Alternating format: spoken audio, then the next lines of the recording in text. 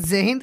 बहुत खुशी की बात है कि जेमा साथी YouTube channel and coaching centre के माध्यम से आप सभी क्लास 10 के बच्चों को बिल्कुल फ्री में क्रैश कोर्स दिया जा रहा है। मेरे प्यारे बच्चों, ये जो क्लास चल रही है ना, बिल्कुल फ्री में चल रहा है और हमारा टारगेट है कि हर बच्चों का इस बार 450 प्लस आना चाहिए। मेरे प्यारे बच्चों, इससे पहले कल हमने एक वीडियो दिया था, ये पूरे 1 घंटे का वीडियो था जिसमें हम प्रीवियस ईयर्स क्वेश्चन पेपर का सॉल्यूशन दिए थे। और वो जो प्रीवियस ईयर का जो क्वेश्चन था वह 2009 में पूछे गए सामाजिक विज्ञान का मस्ट इंपॉर्टेंट प्रश्न दिए थे। तो आज कुछ बच्चों ने हमें कॉल किया, कमेंट किया कि सर ज्ञान का एमसीक्यू ऑब्जेक्टिव प्रश्न लाइए ना, जो हमारे एग्जाम के लिए इम्पोर्टेंट हो। और साथ ही साथ यह जो वीडियो होने वाला है यह वन शॉट वीडियो होने वाला है। वन शॉट होने वाला है मतलब चैप्टर 1 से लेकर के 5 तक जितने भी एमसीक्यू जो भिभियाई हैं सब इसी में हमने कवर कर लिया है। तो चलिए बढ़ते हैं और आज के एक महामैराथन क्लास की शुरुआत करते हैं। क्लास शुरुआत करने से पहले एक मोटिवेशन हो जाए कि बच्चों, दिल में अगर जुनून हो, अगर दिल में जुनून हो तो हम कुछ भी कर सकते हैं। सिर्फ सीने में आग लगा होना चाहिए तो हम लोग कुछ भी कर लेंगे। तो आज चलिए अपने दिल में, अपने सीनों में आग लगाकर बैठ जाइए इस क्लास को करने के लिए। चलिए स्टार्ट करते हैं। पहले फर्स्ट चैप्टर का ही देखते हैं। फर्स्ट चैप्टर का है रासायनिक अभिक्रिया एवं समीकरण से पहले 20 प्रश्नों को देखते हैं जो आपके एग्जाम के लिए मस्ट इंपॉर्टेंट होने वाला है। सब्जेक्ट क्या है? विज्ञान है। क्लास किसके लिए है? 10 के लिए। फर्स्ट प्रश्न है सॉल्यूशन किस प्रकार की अभिक्रिया है। जो सॉल्यूशन है ना, किस प्रकार की अभिक्रिया है, तो मेरी प्यारे बच्चों इसका जवाब होना चाहिए कि गुरुजी जो सॉल्यूशन है वह उष्माक्षेपी अभिक्रिया है। उष्माक्षेपी सॉल्यूशन अभिक्रिया है। अगला दूसरा प्रश्न है कि फेरस सल्फेट क्रिस्टल का रंग कैसा होता है? कैसा होता है? इसका जवाब होना चाहिए कि गुरुजी हरा होता है। कैसा होता है? हरा होता है। अगला है साग सब्जियों को विघटित होकर कंपोस्ट बनना किस अभिक्रिया का उदाहरण है? तो ये भी हो जाएगा किसका? उष्माक्षेपी का। किसका हो जाएगा? उष्माक्षेपी का। अगला है लाल तप्त आयरन पर जलवाष्प प्रवाहित करने पर कौन सा यौगिक प्राप्त होता है? तो मेरे प्यारे बच्चों इसका क्या जवाब होगा? तो बताओ कि गुरुजी इसका जवाब होगा Fe3O4। Fe3O4। अगला प्रश्न है जब सोडियम हाइड्रो जिंक से अभिक्रिया करता है तो कौन सा उत्पाद बनता है? तो उत्पाद जो बनेगा Na2ZNO2 प्लस H2 बनेगा। क्या बनेगा? Na2ZNO2 प्लस H2 बनेगा। क्या बनेगा मेरे प्यारे बच्चों? ध्यान से समझते चलिएगा और इसे याद करने का भी प्रयास करते रहिएगा। याद करने का भी क्या करना है? प्रयास करना है। आगे बढ़ते हैं तो मस्ट इंपॉर्टेंट प्रश्न मिलता है जो 6 नंबर का है और प्रश्न है दूध से दही बनना कैसा परिवर्तन है? जो दूध से जो दही बनता है वह कैसा परिवर्तन है? तो रासायनिक परिवर्तन है। कैसा परिवर्तन है मेरे प्यारे बच्चों? रासायनिक परिवर्तन है। आगे बढ़ते हैं तो मिलता है कि निम्नलिखित में से कौन सा पदार्थ बिना ज्वाला के जलता है? यानी कौन सा ऐसा पदार्थ है जो किसी बिना ज्वाला के जलता है? तो हो जाएगा कोयला। क्या होगा? कोयला। अगला प्रश्न है कि आलू चिप्स की थैली में कौन सी गैस भरी होती है? मेरे प्यारे बच्चों जब चिप्स खाते हैं हम लोग ना, चिप्स खाते हैं, जब चिप्स को खरीदते हैं तो उसको फूला हुआ होता है, मतलब उसके अंदर हवा भरा हुआ होता है। तो कौन सा हवा भरा होता है? नाइट्रोजन हवा। कौन सा हवा भरा होता है? नाइट्रोजन। किसमें? कुरकुरे जो खाते हैं ना, चिप्स खाते हैं ना, उसमें नाइट्रोजन हवा भरा जाता है। कौन सा हवा? नाइट्रोजन हवा भरा जाता है। आगे है कि सिल्वर क्लोराइड AgCl का रंग क्या है? AgCl का रंग क्या है? तो सफेद होता है। घर में जो बर्तन होता है, हड़िया जो होता है, उसका रंग कैसा होता है? सफेद होता है ना, तो वही है सिल्वर। वही क्या है? सिल्वर। अगला है कि जब मैग्नीशियम फीता को जलाया जाता है, जब मैग्नीशियम फीता को जलाया जाता है तो उत्पन्न आग की लो कैसी होती है? चमकीला उजाला होता है। चमकीला उजाला होता है। अगला है कि निम्नलिखित में कौन द्विविस्थापन अभिक्रिया है? तो जो द्विविस्थापन अभिक्रिया का जो आंसर होगा वो होगा AgNO3 प्लस NaCl बनाएगा AgCl प्लस NaNO3। अगला है कि Zn प्लस CuSO4 बनाता है ZnSO4 प्लस Cu। रासायनिक अभिक्रिया किस प्रकार की है? यह बहुत ही इंपॉर्टेंट है, इस बार के एग्जाम के लिए यह प्रश्न पूछा जाएगा, इसलिए ध्यान से समझ लीजिए कि Zn प्लस CuSO4 बनाता है ZnSO4 प्लस Cu। तो जो रासायनिक अभिक्रिया है किस प्रकार की है?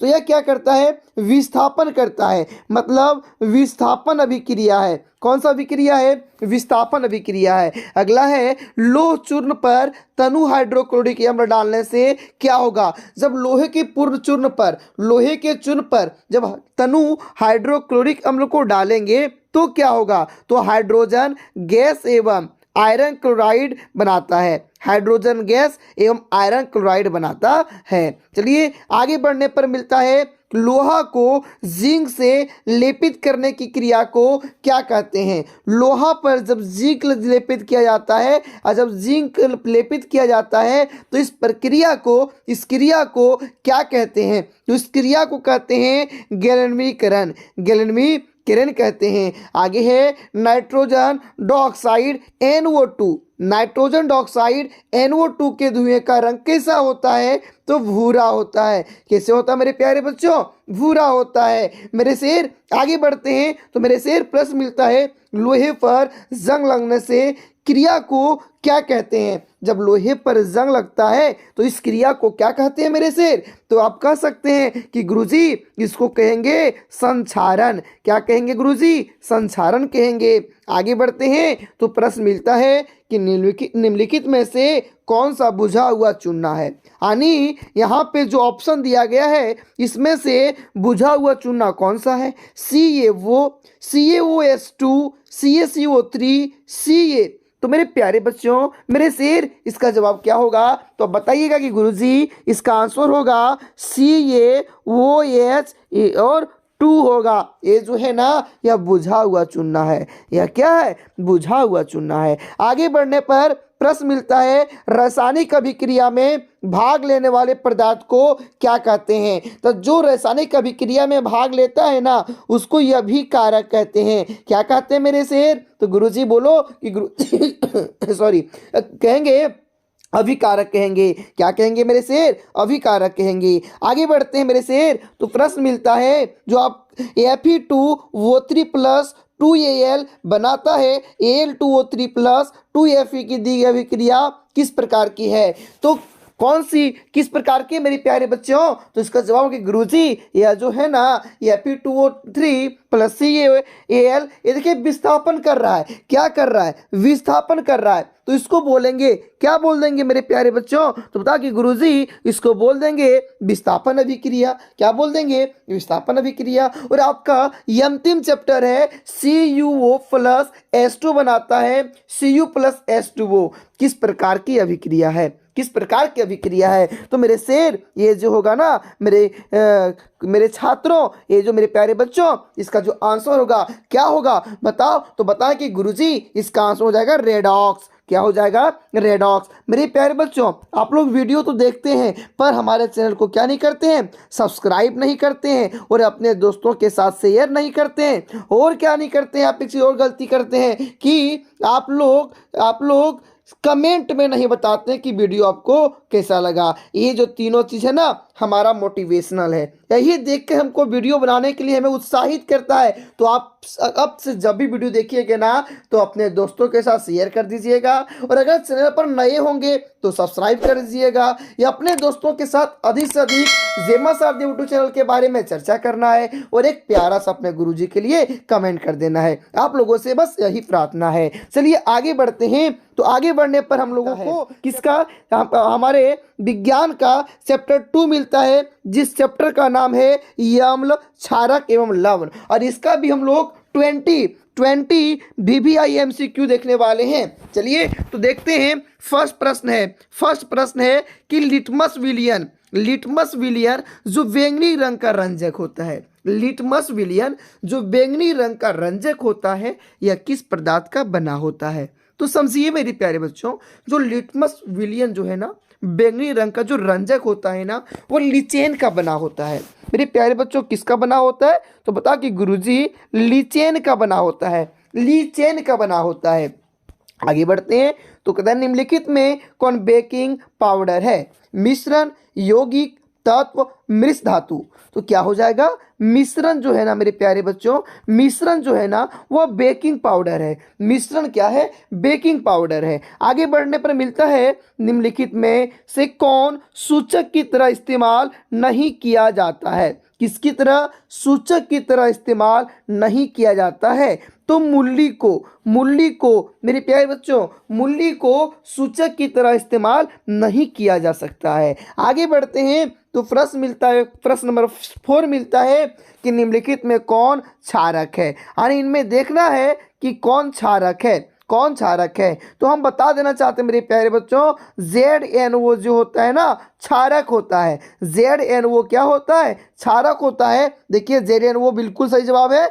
ZnO क्या होता है? क्षारक होता है। अगला है पोटास एलम होते हैं। जो पोटास एलम जो होते हैं क्या होते हैं? तो एक दिक लवण होते हैं, एक दिक लवण होते हैं। क्या होते हैं? एक दिक लवण होते हैं, एक दिक लवण होते हैं। आगे बढ़ते हैं तो कहता है प्रश्न कि हमारा शरीर पीएच मान के किस परिसर में सही तरीके से कार्य करता है? मेरे प्यारे बच्चों, जो मेरा शरीर है ना वह पीएच मान के किस परिसर में सही से कार्य करता है? तो किस परिसर में काम करता है मेरे प्यारे बच्चों? तो इसका जवाब होना चाहिए कि गुरुजी इसका जो होता है ना 7.0 से 7.8 के जब मान पीएच मान जब रहेगा ना तो हमारा शरीर अच्छी तरीके से क्या करेगा? काम करेगा। अच्छे तरीके से क्या करेगा? काम करेगा। कहाँ से कहाँ होना चाहिए? 7.0 से 7.8 के अंतराल में होना चाहिए। आगे बढ़ते हैं तो प्रश्न मिलता है तनु HCl का पीएच मान क्या होगा? तो जो तनु HCl है ना उसका पीएच मान 0 होगा। पीएच मान क्या होगा? 0 होगा। आगे चलते हैं, निम्नलिखित में सबसे प्रबल लवण कौन है? निम्नलिखित में सबसे प्रबल लवण कौन है? तो जो सबसे जो प्रबल लवण है ना वो है NaCl। कौन सा मेरे प्यारे बच्चों? NaCl। आगे बढ़ते हैं तो प्रश्न मिलता है बहते हुए रक्त को रोकने में उपयोगी होगी। अगर आपका हाथ कट गया है, ब्लड बढ़ रहा है, खून बह रहा है, तो उसको कैसे रोकेंगे? तो क्या करते हैं? फिटकरी लगा देंगे। क्या कर देंगे? फिटकरी लगा देंगे। मेरे प्यारे बच्चों, अब इस बात से भली भांति परिचित होंगे। अब देखे होंगे जब कभी हम लोग दाढ़ी बनाते हैं, बाल कटवाते हैं और कहीं गलती से मेरा सर या दाढ़ी मुंह अगर कट जाता है तो नाई उस वक्त क्या करता है? एक पत्थर को हमारे कटे हुए भाग पर रगड़ने लगता है। तो बस वही क्या है?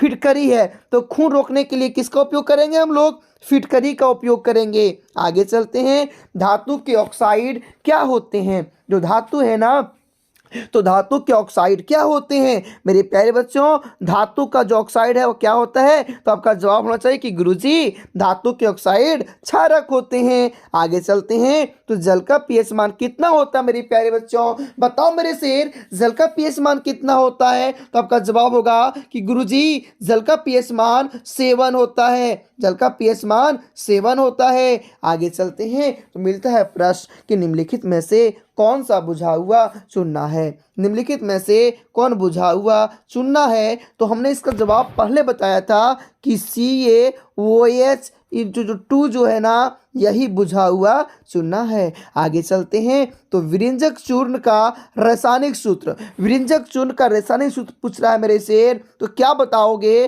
तो बताना है कि गुरुजी विरंजक चूर्ण का रासायनिक सूत्र होता है CaOCl2। अगर आप अभी तक रासायनिक सूत्र याद नहीं किए हैं तो आप में कमेंट में बताइएगा। हाँ, आपको एक ट्रिक देंगे रासायनिक सूत्र याद करने का। आप कमेंट कीजिएगा, फिर आगे हम सोचेंगे कि कौन सा ट्रिक लगाया जाए ताकि मेरे प्यारे प्यारे बच्चों को आसानी तरीके से याद रह सके। और मेरे पास एक से एक ट्रिक है, बशर्ते आपको सिर्फ कमेंट करना होगा, आपको सिर्फ पूछना होगा। हम आपके लिए एक से एक वीडियो लेकर हाजिर रहेंगे। चलिए आगे बढ़ते हैं। तो प्रश्न है, चींटी के डंक और नेटल के डंक में कौन सा अम्ल पाया जाता है। मतलब जब बिच्छू काटता है, चींटी काटती है तो क्या होता है, लहरने लगता है, जलन होने लगता है, तो उसके डंक जो होता है ना, उसमें एक अम्ल पाया जाता है, उसी के कारण मेरा कटे हुए भाग पर जलन होने लगता है, जिस अम्ल का नाम है मेथेनोइक अम्ल। क्या है, मेथेनोइक अम्ल। चलिए आगे जाते हैं। तो अम्ल वर्षा कहलाने के लिए आवश्यक है, अगर वो किसी वर्षा को अम्ल वर्षा कहलाना है तो उसमें क्या होना चाहिए, उस वर्षा के जल का पीएच मान क्या होना चाहिए। तो उस वर्षा के जल का पीएच मान होना चाहिए 5.6 से कम होना चाहिए। 5.6 से क्या होना चाहिए, कम होना चाहिए। किसका बताओ मेरे प्यारे बच्चों, किसका 5.6 से कम होना चाहिए। तो अम्ल वर्षा कहलाने के लिए वर्षा के जल का। आगे बढ़ते हैं। तो प्रश्न नंबर 16 मिलता है कि ग्लूकोज का रासायनिक सूत्र क्या होता है। ग्लूकोज का जो रासायनिक सूत्र होता है मेरे प्यारे बच्चों, मेरे शेर जो होता है C6H12O6 जो होता है वह ग्लूकोज का रासायनिक सूत्र होता है मेरे प्यारे बच्चों। आगे चलते हैं। तो कहता है एसिटिक अम्ल का IUPAC नाम क्या है। तो मेरे प्यारे बच्चों, एसिटिक अम्ल का जो IUPAC नाम है वह मेथेनोइक अम्ल है। वह क्या है, मेथेनोइक अम्ल है। आगे चलते हैं। तो क्वेश्चन नंबर 18 मिलता है कि निम्नलिखित में कौन सा आयन लाल लिटमस पत्र को क्या कर सकता है, नीला कर सकता है। तो OH कौन कर सकता है, OH कर सकता है। आगे चलते हैं। तो फेरस सल्फेट क्रिस्टल का रंग होता है, जो फेरस सल्फेट होता है उसके क्रिस्टल का रंग कैसा होता है। तो मेरे शेर इसका जवाब होना चाहिए कि गुरुजी हरा होता है। कैसा होता है, हरा होता है। और आप कौन से धातु ठंडे जल से अभिक्रिया कर धातु के हाइड्रोक्साइड बनाएंगे। तो बताओ, तो जवाब होना चाहिए कि गुरुजी इसका जवाब होगा सोडियम और पोटेशियम। सोडियम और क्या हो जाएगा मेरे प्यारे बच्चों, पोटेशियम हो जाएगा। अगला चलते हैं। तो एक प्रश्न है कि निम्नलिखित में कौन एक अम्ल है। तो HCl जो है वह एक अम्ल है, बाकी इसमें से कोई भी अम्ल नहीं है। चलिए आगे चलते हैं। तो कहते हैं प्लास्टर ऑफ पेरिस का रासायनिक सूत्र, जो बहुत ही इंपॉर्टेंट होने वाला है, बहुत ही इंपॉर्टेंट आपके एग्जाम के लिए। प्लास्टर ऑफ पेरिस का रासायनिक सूत्र तो क्या होगा, CaSO4 इंटू हाफ H2O, उसी का होता है प्लास्टर ऑफ पेरिस का रासायनिक सूत्र होता है। आगे चलते हैं। कोई विलयन लाल लिटमस को नीला कर देता है, इसका pH 1 संभवतः क्या होगा। तो 10 होगा। क्या होगा, 10 होगा। अगला है लैक्टिक अम्ल का प्राकृतिक स्रोत है। जो लैक्टिक अम्ल है मेरे प्यारे बच्चों, जो लैक्टिक अम्ल है उसका प्राकृतिक स्रोत क्या होता है। तो लैक्टिक अम्ल का जो प्राकृतिक स्रोत है मेरे प्यारे बच्चों वह दही होता है। क्या होता है, दही होता है। आगे चलते हैं। तो आपका सेकेंड चैप्टर का अंतिम प्रश्न मिलता है कि पोटास एलम, जिसको बोलते हैं फिटकरी, और फिटकरी का दूसरा नाम है पोटास एलम, का सही रासायनिक सूत्र क्या होता है। तो फिटकरी का रासायनिक सूत्र क्या होगा मेरे शेर। तो K2SO4 Al2SO4 इंटू H2 होता है मेरे शेर इसका रासायनिक सूत्र। इस प्रकार हम लोगों ने चैप्टर 1 और 2 को कंप्लीट किया। अब चलते हैं हम लोग धीरे धीरे बढ़ते हैं चैप्टर 3 की ओर, धातु एवं धातु। मेरे दोस्तों, आप सिर्फ हमारे साथ बने रहिए। आपको एग्जाम में 450 लाने से कोई माई का लाल नहीं रोक सकता है। आपको बरसते हमारे साथ मिलकर क्या करनी पड़ेगी, मेहनत करनी पड़ेगी। जी हाँ, मेहनत करनी पड़ेगी। हम जो आपको निर्देश दे रहे हैं आप सिर्फ उसका पालन कीजिए। आपके एग्जाम में 100% 450 आएगा तो आएगा। चलिए आगे चलते हैं। तो धातु एवं धातु से प्रश्न को देखते हैं, जो आपका विज्ञान से चैप्टर 3 है। क्वेश्चन है, विद्युत अपघटनी परिष्करण में अशुद्ध धातु को बनाया जाता है। क्या बनाया जाता है, एनोड, यानी एक एनोड होता है दूसरा कैथोड होता है। तो कैथोड और एनोड समझिए, एनोड और कैथोड, इसको प्लस माइनस भी अपने तरीके से कह सकते हैं। तो विद्युत अपघटनी जो होता है ना, परिष्करण में अशुद्ध धातु, जो अशुद्ध धातु होता है उससे बनाया जाता है एनोड को। अशुद्ध धातु से क्या बनाया जाता है? एनोड को बनाया जाता है। चलिए आगे चलते हैं। कहता है सीसा और टीन की मृत धातु को क्या कहते हैं? जो सीसा और टीन का जो मृत धातु होता है ना, उसको बोलते हैं सोल्डर। क्या बोलते हैं? सोल्डर। अगला प्रश्न है कि अधिकतर धातुओं के ऑक्साइड होते हैं। अधिकतर धातुओं के जो ऑक्साइड हैं वह होते हैं, क्या होते हैं? तो क्षारकीय होते हैं। क्या होते हैं? क्षारकीय होते हैं।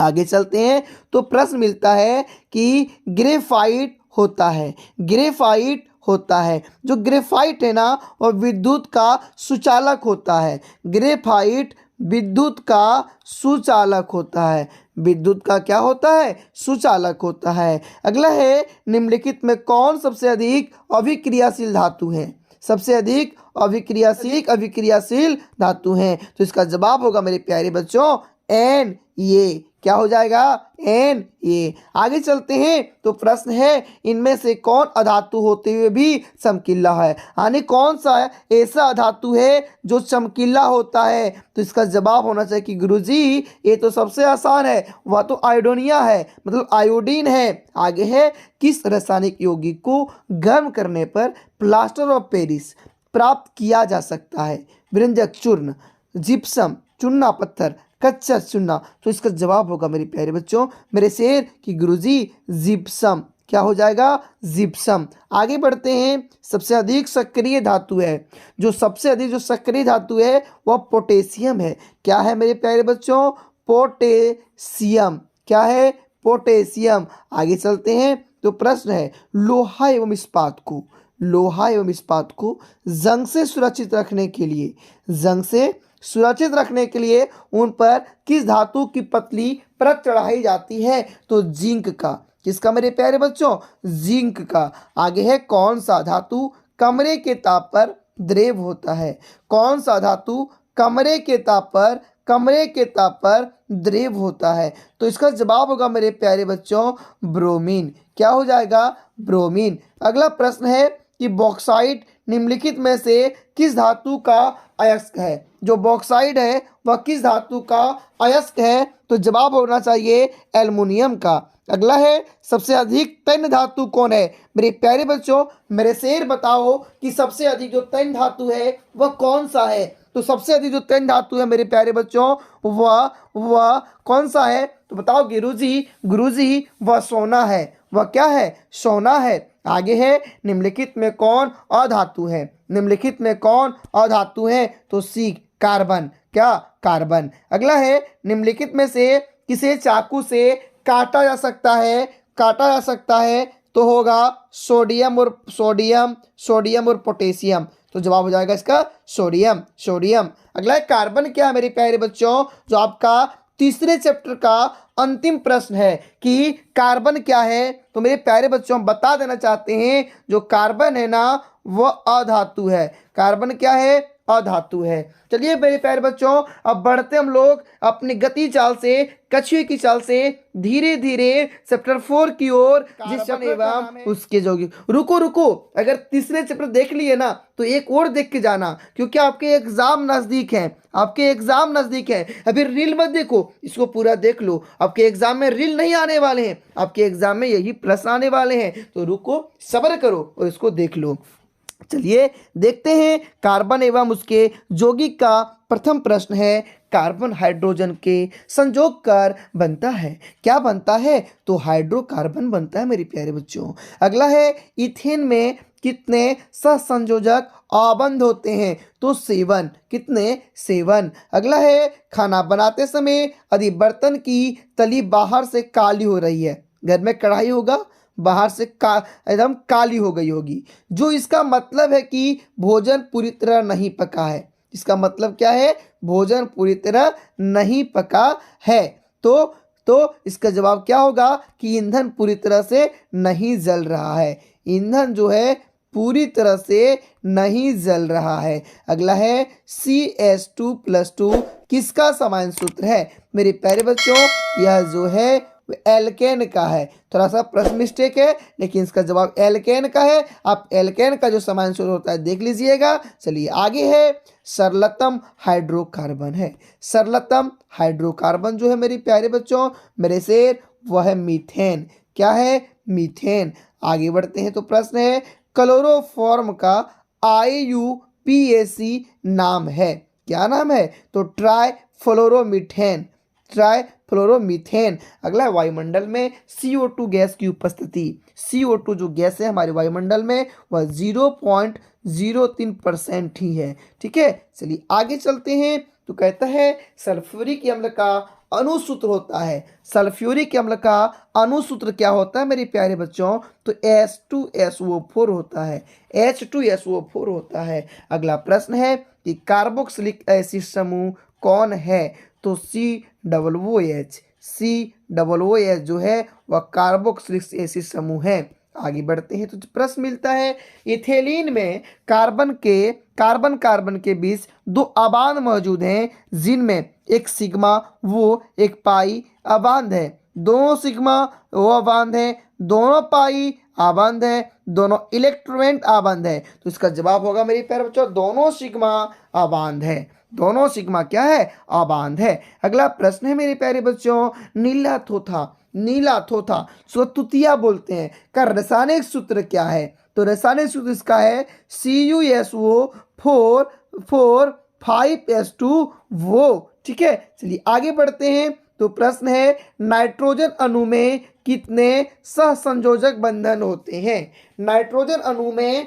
कितने सहसंयोजक बंधन होते हैं? तो 3 बंधन होते हैं। मेरे प्यारे बच्चों कितने बंधन होते हैं? 3 बंधन होते हैं। आगे बढ़ते हैं तो प्रश्न मिलता है कि संगमरमर का रासायनिक सूत्र क्या है? संगमरमर का रासायनिक सूत्र क्या है मेरे प्यारे बच्चों? तो आपका जवाब होना चाहिए कि गुरुजी संगमरमर का रासायनिक सूत्र है CaCO3। आगे चलते हैं तो प्रश्न मिलता है कि चीनी का रासायनिक सूत्र क्या है मेरे प्यारे बच्चों? किसका? चीनी का रासायनिक सूत्र क्या है? तो चीनी का जो रासायनिक सूत्र है C12H22 वो 11 है। किसका रासायनिक सूत्र मेरे प्यारे बच्चों? तो चीनी का रासायनिक सूत्र है गुरुजी। किसका है? चीनी का है। अगला प्रश्न है सोडियम कार्बोनेट का अणुसूत्र है। सोडियम कार्बोनेट का अणुसूत्र है तो जवाब होना चाहिए Na2CO3। आगे चलते हैं तो प्रश्न मिलता है कार्बोनिल समूह को सूचित किया जाता है। जो कार्बोनिल है किस समूह को सूचित किया जाता है? तो CO द्वारा। किसके द्वारा? CO द्वारा। अगला है इथाइल एल्कोहल का अणुसूत्र होता है। जो इथाइल है वह एल्कोहल का अणुसूत्र होता है। क्या होता है मेरे प्यारे बच्चों? तो जवाब होना चाहिए गुरुजी C12H5OH होता है। आगे चलते हैं तो प्रश्न मिलता है निम्नलिखित में कौन सा एरोमेटिक हाइड्रोकार्बन है? तो C6H6 है। C6H6 है। अगला निम्नलिखित में किस हाइड्रोकार्बन के 3 आबंध होते हैं? 3 आबंध होते हैं तो C3H4 होते हैं। अगला प्रश्न मेरे प्यारे बच्चों जो आपका अंतिम प्रश्न है चैप्टर 4 का। क्या प्रश्न है मेरे प्यारे बच्चों कि CHO क्रियाशील मूलक को क्या कहते हैं? एल्डिहाइड। क्या कहते हैं? एल्डिहाइड कहते हैं। चलिए आगे बढ़ते हैं मेरे प्यारे बच्चों। उसी चाल में धीरे धीरे सीने में आग लगा कर ही बैठना है। आग लगेगा तो ही जलेगा, तो ही हम पढ़ पाएंगे। रील उल देखने से कुछ नहीं होने वाला है। पापा के प्रयोग को देखने से कुछ नहीं होने वाला है। आपको अपना सिलेबस देखना होगा। तो देखिए और याद करने का प्रयास कीजिए। ये आपका 5वें चैप्टर है तत्वों का आवर्त वर्गीकरण। तत्वों का आवर्त वर्गीकरण। प्रश्न है मेरे प्यारे बच्चों कि आवर्त सारिणी के उद्गर स्तंभों को क्या कहा जाता है? तो मेरे प्यारे बच्चों इसको वर्ग कहते हैं। क्या कहते हैं? वर्ग कहते हैं। आपका नेक्स्ट प्रश्न है आवर्त सारिणी में कितने वर्ग होते हैं? तो मेरे प्यारे बच्चों, जो आवर्त सारिणी है ना, उसमें 80 खंड होते हैं। कितने? 18 वर्ग होते हैं। अगला है आवर्त सारिणी के प्रथम वर्ग के सदस्य कौन है? तो जवाब है कि गुरुजी वह जो है वह क्षारीय धातु हैं। कौन है? क्षारीय धातु हैं। आगे चलते तो प्रश्न मिलता है आवर्त सारिणी में कितने आवर्त हैं? मेरे प्यारे बच्चों, जो आवर्त सारिणी है ना, इसमें 7 आवर्त हैं। कितने आवर्त हैं? 7 आवर्त हैं। अगला है मेंडलीफ आवर्त सारिणी में कुल कितने वर्ग हैं? जो मेंडलीफ है उसमें जो आवर्त सारिणी है उसमें कुल कितने अंग हैं? तो 9। कितने हैं? 9 हैं। अगला है आवर्त सारिणी में शून्य। आवर्त सारिणी में शून्य समूह का तत्व है। शून्य समूह का तत्व है। समूह का तत्व है। मेरे प्यारे बच्चों, इसका जवाब होना चाहिए He। जवाब होना चाहिए He।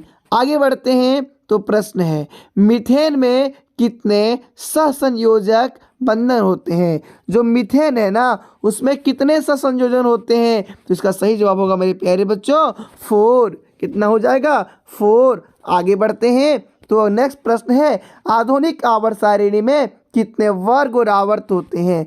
ये आधुनिक आवर्त सारिणी में कितने वर्ग और आवर्त होते हैं? तो 18 वर्ग। 18 वर्ग और 9 यावर्त होते हैं। 18 वर्ग और 9 यावर्त होते हैं। आगे बढ़ते हैं तो प्रश्न मिलता है कि आधुनिक यावर्त सारिणी में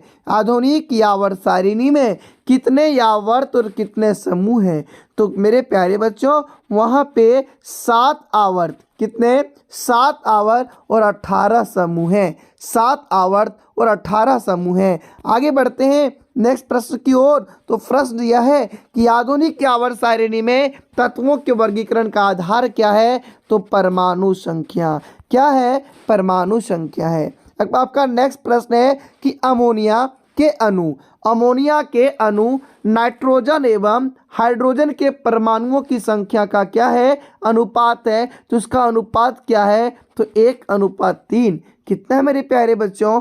1:3। कितना है? 1:3। आगे बढ़ते हैं तो प्रश्न मिलता है कि आधुनिक आवर्त सारिणी का आधार क्या है? जो आधुनिक आवर्त सारिणी है इसका सारिणी का है, इसका आधार क्या है? तो आधार है परमाणु संख्या। आधार क्या मेरे प्यारे बच्चों? परमाणु संख्या।